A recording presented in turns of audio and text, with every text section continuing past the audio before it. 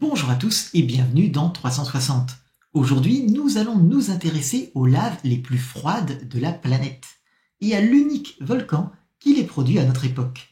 Nous allons nous pencher sur leurs origines qui, spoiler, sont liées aux rifts où on les observe. Bon, après entendons-nous bien.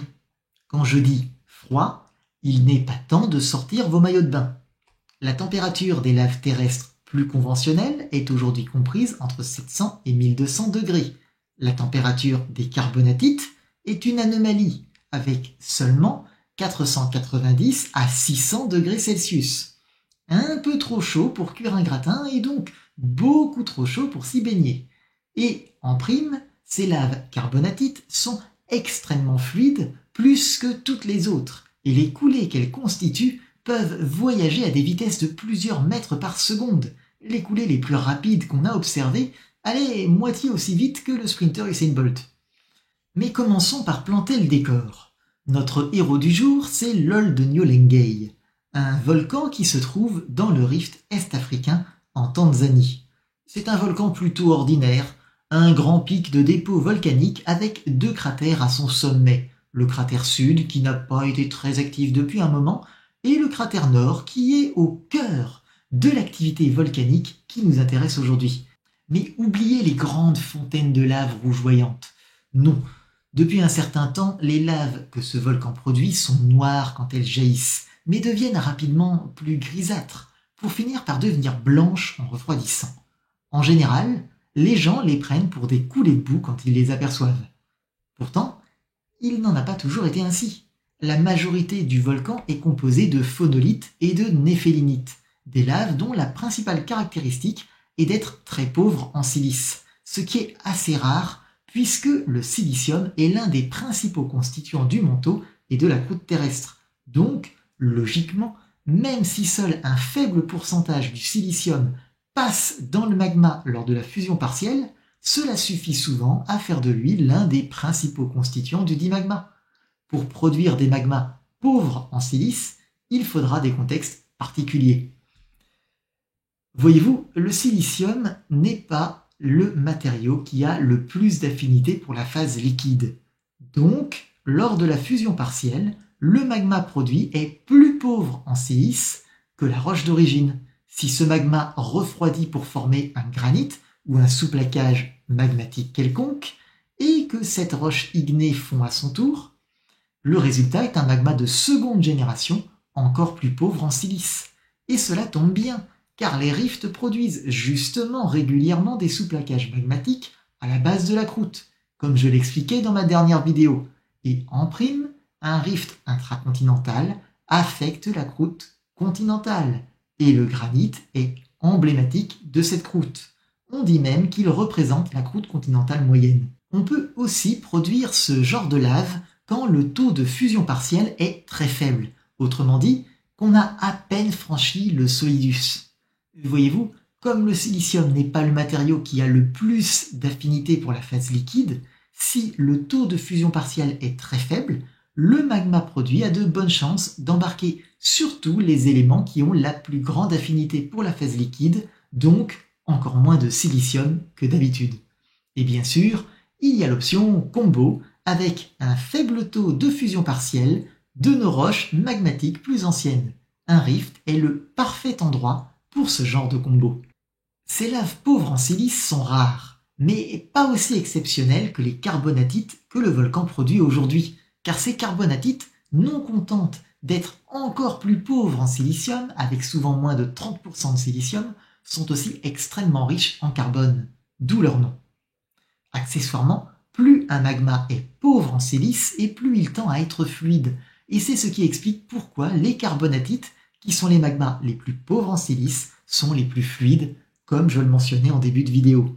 Alors, comment est-ce qu'on les produit maintenant, ces carbonatites ? Eh bien, la composition des roches volcaniques qui forment le cône de l'Old Nyolengei montre qu'il est alimenté par au moins deux chambres magmatiques différentes qui contiennent des magmas différents et qui se relient à des réseaux de fractures différents. Le volcan a sans doute commencé à se former à peu près quand le rift s'est installé dans la région. Cette branche du rift est-africain a commencé à s'ouvrir il y a 1,2 million d'années et les plus anciennes traces de volcans sur le site datent d'il y a 850 000 ans. Traces parce que le volcan en question s'est complètement effondré et pas qu'une fois. Comme je l'évoquais dans ma vidéo sur le Cantal, les volcans sont des édifices fragiles. Et le volcan que nous connaissons a fini de s'édifier il y a environ 22 000 ans, même s'il s'est un peu effondré depuis, avec notamment un gros effondrement il y a 10 000 ans. Au cours de cette histoire, les phonolithes, qui représentent la majeure partie de l'édifice, ont cédé la place aux néphélithes, qui constituent les roches éruptives récentes.